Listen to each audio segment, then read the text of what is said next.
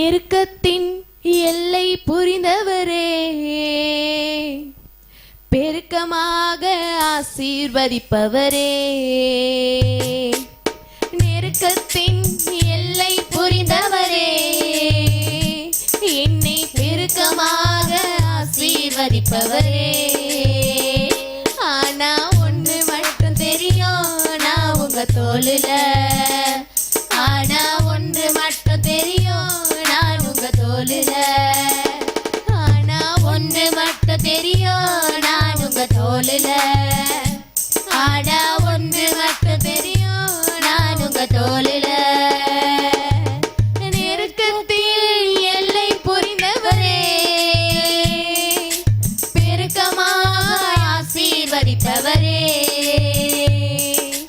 நெருக்கத்தில் எல்லை புரிந்தவரே, பெருக்கமாக ஆசீர்வதிப்பவரே. கவலை வந்தாலும் நான் கண்ணீர் விட தேவையில்லை. கவலை வந்தாலும் நான் கண்ணீர் விட தேவையில்லை. ஆனா ஒன்று மட்டும் தெரியும், நான் உங்க தோளுல. கவலை வந்தாலும் ஒன்று மட்டும் தெரியும், நான் உங்க தோளுல. ஆனா ஒன்று மட்டும் தெரியும், நான் உங்க தோளுல. ஆனா ஒன்று மட்டும் தெரியும், நான் உங்க தோளுல.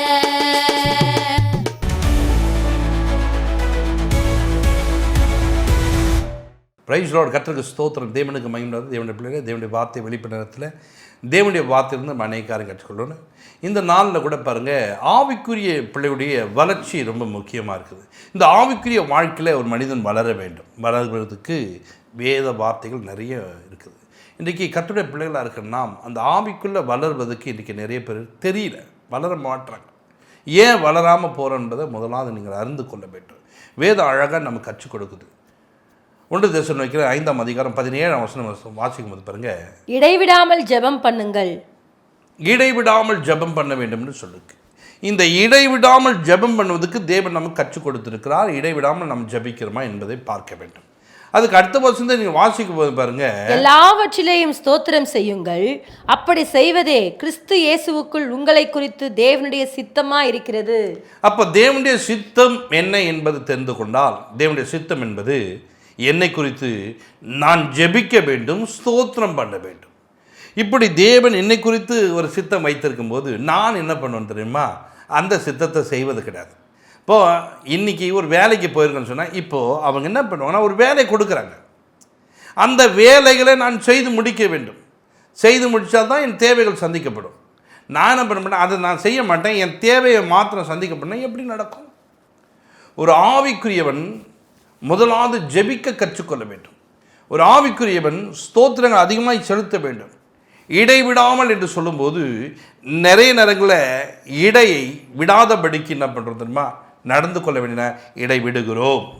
ஏன் இடை விடுகிறோம்? ஸ்தோத்திரம் பண்ண வேண்டிய நாம் என்ன பண்ணோம்? ஸ்தோத்திரத்தை அதிகமாக செலுத்தணும். இப்படி ஆலயத்திலிருந்து வெளியே போகும்போது ஸ்தோத்திரத்தை அதிகமாக செலுத்தணுன்ற எண்ணத்தோடு போகிற நீங்கள் வரும் வழியில் பாருங்கள், ஒருத்தங்க பார்ப்பாங்க, அக்கா எங்கே போயிட்டு வரீங்க? ஒரு சின்ன காரியம் கேட்டாங்க. நானா சர்ச்சைக்கு போயிட்டு வரேன். சர்ச்சைக்கா? என்னக்கா இன்னைக்கு? அப்படின்னு முதல்ல தெரிஞ்சுக்கணும். நாம் இடைவிடாமல் ஸ்தோத்திரம் பண்ண வேண்டிய நாம் இடைவிடும்படிக்கு ஒரு காரியம் நடக்கிறது. அந்த கேப் விழும்படிக்கு, இந்த கேப் விழுமானால் தேவனுடைய உறவு உனக்குள்ளே கட்டாகுது. நடுவில் ஏதோ ஒன்று நுழையுது. நுழைவதுக்கு நீ என்ன பண்ண முடியாது? இடம் கொடுக்கக்கூடாது. ஆனால் நீ என்ன பண்ணுற? இடம் கொடுத்து அவர்களோட நேரங்களை செலவிடும் போது அவங்க அதெல்லாம் கேட்டு, அக்கா இந்த புடவை எனக்கு ரொம்ப நல்லா இருக்குக்கா, அப்படி இருக்குன்னு தெரிஞ்சு தான் நான் கடைக்கு போய் வாங்கின்னு வந்தேன்ற அறிவு உனக்கு இல்லை. அவங்க நல்லா இருக்குன்னு சொல்லிட்டாங்களா, இதுவா அப்படி உத்து பார்ப்பேன். அப்போ தான் பயங்கரமாக இந்த இடைவிடாமல் என்ற ஒரு இடத்த நீ ஸ்தோத்திரம் பண்ணுவதையும் ஜெபம் பண்ணுவதையும் நிறுத்துவதற்காக ஒரு ஆவி உள்ள கிரியை செய்து நீ என்ன பண்ண? அந்த ஆவியை கடிந்து கொண்டு ஸ்தோத்திரங்களை பண்ணிக்கொண்டு தேவனுடைய நாம மகிமைக்கென்று கடந்து போனா பிதாவுடைய சித்தத்தை நிறைவேற்றிருக்கலாம். தேவ சித்தம் என்ன குறித்து ஜெபம் பண்ணுவதும் ஸ்தோத்திரம் பண்ணுவதும் இதுதான் தேவனுடைய சித்தம். இந்த தேவனுடைய சித்தத்தை நான் செய்யும்போது என் தேவன் எனக்கு என்ன செய்ய தெரியுமா? வேண்டியதை கொடுக்க வல்லவராக இருக்கிறாரு. வேண்டியதை தந்து அனுப்புகிற ஒரு தேவனாக இருக்கிறார். அப்போ வேண்டியது என்ன பண்ணுறாரு? கொடுக்கிறார். உங்களுக்கு இன்னது தேவை என்று பரமபிதா அறிந்து வைத்திருக்கிறார். யாருடைய தேவையை? ஒரு மனிதன் ஜெபிக்கக்கூடிய மனிதனுடைய தேவை, ஸ்தோத்திரம் பண்ணக்கூடிய மனிதனுடைய தேவை. இன்றைக்கி நான் ஸ்தோத்திரமும் பண்ணல, ஜெபம் பண்ணல, அப்புறம் எப்படி தேவைகளை சந்திக்க முடியும்? இன்றைக்கி கர்த்தருடைய பிள்ளைகளாக இருக்கிற நீங்கள் ஒவ்வொரு நாளும் தேவனுக்கு உகந்தவர்களை தேட கற்றுக்கொள்ள வேண்டும். தேவனுக்கு பிரியமானது என்ன என்பதை அறிந்து நீங்கள் செய்ய வேண்டும். இந்த ஜெபம் பண்ணுவதற்கு முடியாத ஒரு கூட்டம் இருக்கிறார். அப்படிப்பட்ட ஒரு கூட்டத்தை பார்த்து தான் 18ஆம் அதிகாரத்தில் முதல் வசனம் சொல்லிட்டு பாருங்க. சோர்ந்து போகாமல் எப்பொழுதும் ஜெபம் பண்ண வேண்டும் என்பதை குறித்து அவர்களுக்கு அவர் ஒரு உவமையை சொன்னார். இப்போ ஏன் இந்த கதையை சொல்றாருன்னா, அங்க இருக்கிற ஒரு கூட்டம் சோர்ந்து போகிறார்கள், இடைவிடாமல் என்பது இடைவிட்டு கொண்டு இருக்கிறார்கள். இடைவெளி வருது, ஜெபம் பண்ணத்தை நிறுத்துறாங்க. டெய்லி ஜெபம் ஜெபம் ஜெபம் ஜெபம் தான்.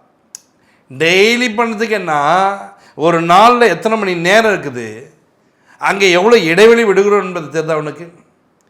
அப்போ அந்த நேரங்கள்லாம் சும்மா இருக்கிறியா, வேறொரு கதைக்குள்ளே போகிறாய். வேறொரு கதை உனக்கு முக்கியமாய் மாறுகிறது. வேறொருத்தனுடைய பற்றி தெரிந்து கொள்வதற்கு நீங்கள் என்ன பண்ணுறோம்? பிரயாசப்படும்.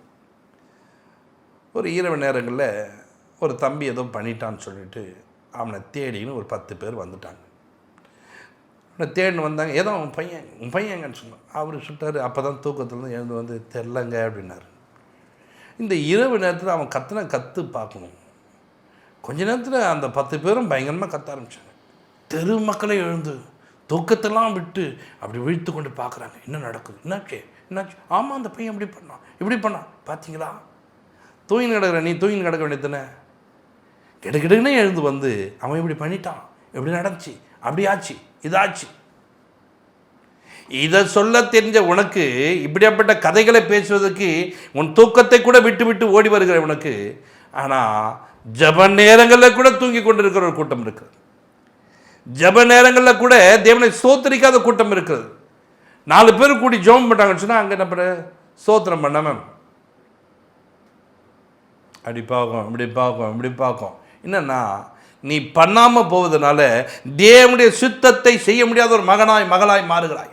தேவனுடைய சித்தத்தை நீ செய்யணும்னு சொன்னால் யார் ஸ்தோத்திரம் பண்ண ஸ்தோத்திரம் பண்ணாமல் பண்ண, நீ ஸ்தோத்திரங்கள் அதிகமாக நான் பண்ணும் செலுத்தக்கூடியவன் மாற வேண்டும். தேவ சித்தத்தை நான் செய்கிறேன், தேவனுடைய விருப்பத்தை நான் செய்கிறேன், அப்படி செய்ய வேண்டும் என்பதற்காகவே அவர் சொல்றாரு, சோர்ந்து போகாமல் ஜபிக்க வேண்டும் என்பதற்காக ஒரு ஓமையை சொல்லுகிறார். அப்போ அந்த ஓமையை கேட்டுவிட்டு அந்த சோர்ந்து போகாமல் வந்த மகளுக்கு எப்படி இந்த அநீதியுள்ள ராஜா நன்மை செய்கிறான் என்பதை காண்பிக்கிறான். நான் நீதியுள்ள தேவன் அல்லவா, நீ சோர்ந்து போகாமல் இருப்பேன்னா உனக்கு நான் எத்தனை நன்மை செய்வேன் என்று காத்திருக்கிறான். நம்முடைய வாழ்க்கையில் ஏராளமான பிரச்சனைகள் வருகிறது, போராட்டங்கள் வருது, நிந்தை வருகிறது, அவமானம் வருது. ஏன் இதெல்லாம் உள்ள நுழையுதுன்னா நீ ஜெபிக்க மறப்பதனால தான். உன் வாழ்க்கையில் ஜெபம் இல்லாமல் போவதனால தான் இதெல்லாம் நடக்குது. பல போராட்டங்க, பலவிதமான பிரச்சனைங்க எங்கள் வாழ்க்கையில். ஐயோ, என் பிள்ளைய நினச்சா, என் பொண்ணு நினச்சா, ஏன் நினைக்கிற, நினச்சது ஏன் மாற்ற முடியல? உன் வாழ்க்கையில் ஜெபம் இல்லாமல் போவதனால தான். வேதத்தில் பார்த்தீங்கன்னா லூக்கா 21:36 நீங்கள் வாசிக்கும் பாருங்க. ஆகையால் இனி சம்பவிக்க போகிற இவைகளுக்கெல்லாம் நீங்கள் தப்பி மனுஷகுமாரனுக்கு முன்பாக நிற்க பாத்திரவான்களாக எண்ணப்படுவதற்கு எப்பொழுதும் ஜெபம் பண்ணி விழித்திருங்கள் என்றார். கவனிங்க, இனி சம்பவிக்க போகுது. நாளைக்கு உனக்கு நடக்க போகிற விஷயம், அடுத்த வாரத்தில் நடக்க போகிற விஷயம், அடுத்த மாதத்தில் நடக்க போகிற விஷயம், இவைகளுக்கு நீ தப்பித்து கொள்ள வேண்டும் என்று சொன்னால் உன் வாழ்க்கையில் ஜெபம் ரொம்ப முக்கியம் என்பதை வேதம் அழகாய் தெளிவாக காட்டு. இனி சம்பவிக்க போவது உன் வாழ்க்கையில் நடக்கக்கூடாது, என் வாழ்க்கைக்கு அப்படி பிரச்சனை வரக்கூடாதான் ஒரு மனிதன் ஜெபிக்கக்கூடியவனாய் மாற வேண்டும். ஜெபம் ரொம்ப முக்கியம். ஒரு போலீஸ் ஸ்டேஷனில் ஒரு பிரச்சனைன்னு சொல்லிட்டு கூடும்போது அவனை கூப்பிட்டு, ஐயோ என்ன போனால் பிரச்சனை போனால் அடிப்பாங்க அப்படின்னு ஒரு பயம் வந்துச்சுன்னு என்ன பண்ண தெரியுமா, அங்கே இருக்க தலைவரை போய் சந்திப்பாங்க, அங்கே இருக்கிற மேல் அதிகாரிகளை போய் சந்திப்பாங்க.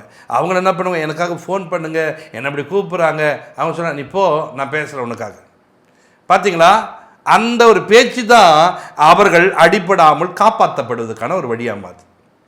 இந்த மனிதன் பேசும்போது அந்த போலீஸ்கார் கண்களை தய கிடைத்து உன்னை அடிக்காமல் திரும்பி அனுப்புறதுக்கு வழியாக உண்டாங்கன்னா சர்வத்தையும் படைத்த ஒரு தெய்வத்தோடு நீ உறவு கொண்டு எனக்கு இப்படி ஒரு சம்பவிக்க போது ஆண்டவரே, என் வாழ்க்கையில் ஒரு பிரச்சனை வரப்போதுன்ற அந்த பிரச்சனைக்குள்ளே நீ மாட்டாதபடிக்கு உனக்கு உதவி செய்து தேவன் வல்லவராக இருக்கிறார். இந்த மாதம் நான் எப்படி தான் நடத்த போகிறதில்ல, வேலை இல்லைன்னு சொல்கிறாங்க, எனக்கு ரொம்ப கஷ்டமாக இருக்குது, நான் வாங்குகிற சம்பளம் குறைவாக இருக்கிறது, நான் வாங்கினது எல்லாம் வட்டி கட்டிட்டேன், என்கிட்ட ஒன்றுமே இல்லைன்றியா, நடக்குது அவன் பிரச்சனை. அந்த பிரச்சனை நடுவில் போயிட்டு அப்பா என் தேவையை சந்திக்கிற தெய்வம் நீர் அல்லவான்னு சொல்லிட்டு ஜபிக்க கற்றுக்கொள். இடைவிடாமல் ஜபம் பண்ணு, ஸ்தோத்திரம் பண்ணினிரு. உன் தேவன் உனக்கு வரப்போகிற ஒரு பிரச்சனை நெருக்கம் வந்து பார்த்தியா, அந்த நெருக்கமே இல்லாதபடிக்கு வருகிற படங்களில் மீதம் எடுக்க கர்த்தர் உனக்கு உதவி செய்வான்.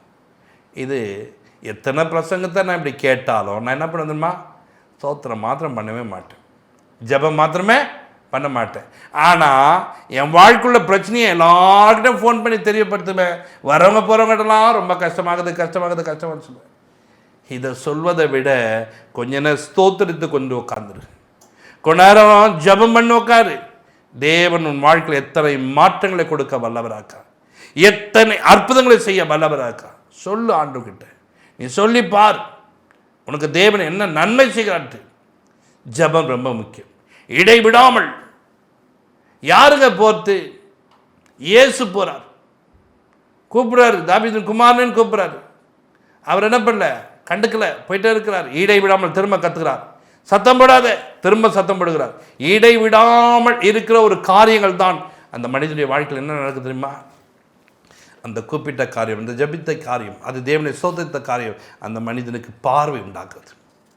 இன்றைக்கு உன் வாழ்க்கையில் இப்படிப்பட்ட பெரிய அற்புதங்கள் நடக்குன்னா ஜபம் ரொம்ப முக்கியம், வேத வாசிப்பு ரொம்ப முக்கியம். இப்படி நீ வாழ கற்றுக்கொள்ளும் போது தான் உன் வாழ்க்கை நன்மை உள்ளதாய் மாறும். தேவனுக்கு நன்மை செய்ய வல்லவராக இருக்கிறார், அற்புதங்களை செய்யக்கூடிய தேவன் கூட தான் இருக்கிறார். இப்படிப்பட்ட தேவனை தான் நாம் ஆராய்த்து கொண்டிருக்கோம். அல்லேலூயா. கர்த்தருடைய பிள்ளைகளாக இருக்கிற நாம் வேதத்தை அதிகமாக வாசிக்க கற்றுக்கொள்ளணும். ரோமர் 12 வாசிக்கும் போது பாருங்க, நம்பிக்கையிலே சந்தோஷமா இருங்கள், உபத்திரவத்திலே பொறுமையா இருங்கள், ஜெபத்திலே உறுதியாய் தரித்திருங்கள். இப்போ ஜெபத்துல உறுதியாய் தரித்திருக்கணும், அசையக்கூடாது. நேற்று ஜெபம் பண்ண, இன்னைக்கு ஜெபம் இல்லைன்னு கூடாது. ஜெபத்துல உறுதி. இந்த ஜெபம் உறுதியாக இருக்க வேண்டும். ஒரு காரியங்களுக்காக தேவனிடத்தில் கேட்க வேண்டாம், அவைகளை கேட்டுக்கொண்டு இருக்க வேண்டும். ஒன்றை நான் கேட்டேன், அதையே நாடுவேன் என்று சொல்கிறார். கர்த்தருடைய மகிமையை பார்க்கும்படிக்கு ஆசையாக இருந்திருக்கிறார்.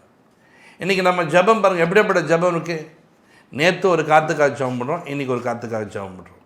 அப்படி இடைவிடாமல் ஜெபங்களை பண்ணுங்க, ஸ்தோத்திரம் பண்ணுங்க, தேவ சமூகத்தில் காத்துருங்க, தேவன் உதவி செய்வார். ஜெபத்திலே உறுதியாய் ஒரு மனிதன் தரித்தவனாய் மாற வேண்டும். ஒரு காரியத்துக்காக வேணா அதை பெற்றுக்கொள்ளுங்க, சும்மா இருக்க மாட்டேன், விட மாட்டேன். இரவு நேரங்களில் பாருங்கள், யாக்கோபு போனவர் பாருங்கள், ஒரு காரியத்துக்காக ஆண்டுகிட்ட உட்காராரு, கிடைக்கவே இல்லை. உடனே அவரை பிடித்து கொண்டார். தேவன் என்ன பண்ணார்? பிடித்து கொண்டார். பாருங்க, பொழுது விடிட்டு நான் போகட்டும் என்று சொல்லும்போது, நீர் என்னை ஆசீர்வதித்தால் ஒழிய உம்மை நான் போக விட மாட்டேன். ஜெபத்தில் உறுதியாயிருந்தார், போராடினார், ஜெயத்தை எடுத்தார். எனக்கு உன் ஜெபம் எப்படி இருக்குது? பிரச்சனைன்னு தெரியும், போராட்டம் தெரியும், நிந்தன்னு தெரியும், அவமானம் தெரியும், என்ன பண்ணதுன்னு தெரியல, நல்லா தூங்கிட்டு இருப்பேன். கொஞ்சம் சாப்பாடு போடு, சாப்பிட்டா நல்லா சாப்பிட்டு பாரு, தூக்கம் தாங்க வரும்.